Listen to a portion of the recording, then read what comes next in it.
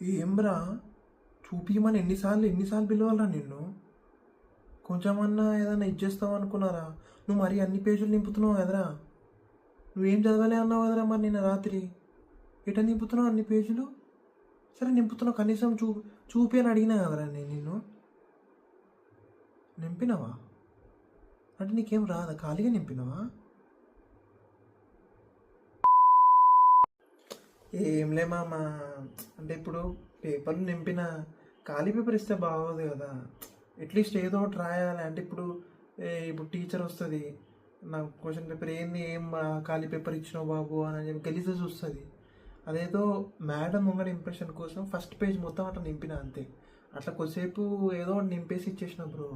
దానికి నువ్వు ఎందుకు అంత ఫీల్ అవుతావు? మనం సప్లీ రాసుకుందాం, మొత్తానికే పోద్ది నాది.